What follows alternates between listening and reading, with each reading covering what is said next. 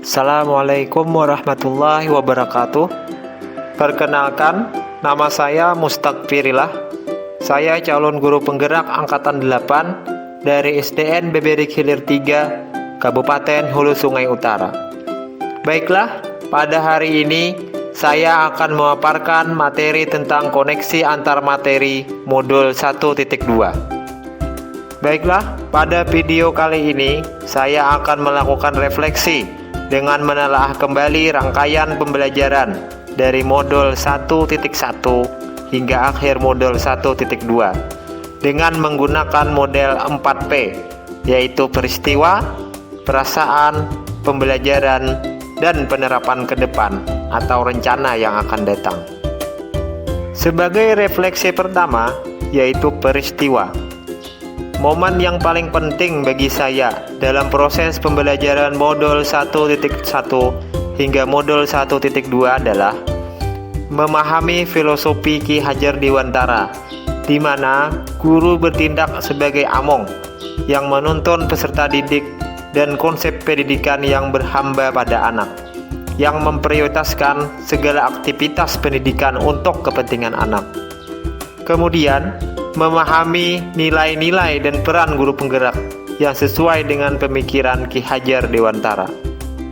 Peristiwa yang kedua, yaitu momen yang paling menantang bagi saya dalam proses pembelajaran modul 1.1 hingga modul 1.2 adalah: yang pertama, melakukan aksi nyata di setiap bagian akhir modul. Kita ditantang untuk menyusun dan melaksanakan suatu aksi nyata yang mencerminkan materi yang ada di masing-masing modul. Yang kedua, merancang satu kegiatan yang mencerminkan nilai-nilai dan peran guru penggerak sebagai bekal dalam menyusun pembelajaran yang bermakna di masa yang akan datang, yang tentunya harus berpihak pada murid. Kemudian, kaitan antara modul 1.1 dan modul 1.2 yang saya pahami adalah: pada modul 1.1 disebutkan bahwa salah satu filosofi pemikiran Ki Hajar Dewantara adalah menuntun segala kekuatan kodrat anak, baik kodrat alam maupun kodrat zaman. Tentunya ini sangat berkaitan dengan nilai guru penggerak, yaitu nilai berpihak pada murid, dan sesuai dengan salah satu peran guru penggerak, yaitu guru berperan menjadi pemimpin pembelajaran yang dibahas pada modul 1.2. Refleksi yang kedua adalah perasaan. Saat momen itu terjadi, saya seperti bagaikan membuka mata dan pikiran, serta menyadarkan saya bahwa selama ini saya masih banyak memiliki kekurangan, terutama dalam proses perencanaan pembelajaran. Pepatah yang menyatakan jauh panggang dari api mungkin sangat sesuai dengan keadaan saya pada saat ini dalam kegiatan pendidikan yang masih minim akan pengetahuan dan pengalaman. Saya merasa sangat bersyukur mendapatkan kesempatan untuk bersama-sama menggali ilmu sebagai calon guru penggerak, dan saya termotivasi untuk mengimplementasikan setiap materi yang didapat di kelas saya, dan tentunya berbagi kepada guru-guru di sekitar saya. Refleksi yang ketiga, yaitu pembelajaran. Sebelumnya saya memiliki anggapan bahwa seorang guru merupakan pusat pembelajaran di kelas.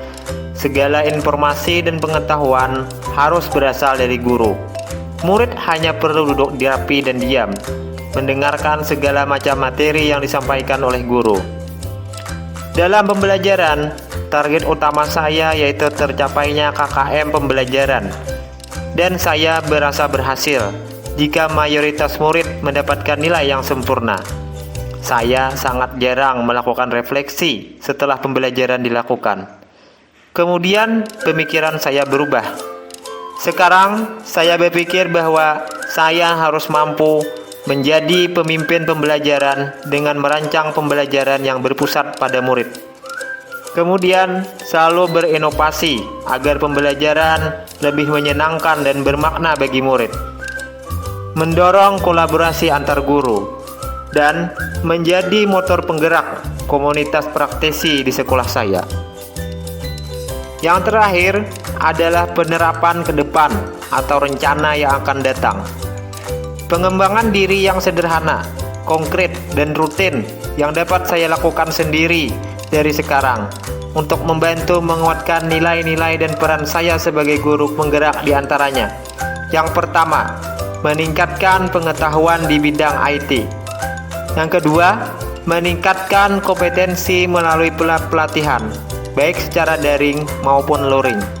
Yang ketiga, memanfaatkan lingkungan sebagai sumber belajar. Yang keempat, membiasakan diri menerapkan budaya positif di sekolah. Demikianlah pemaparan materi yang dapat saya sampaikan. Semoga bermanfaat. Terima kasih. Assalamualaikum warahmatullahi wabarakatuh.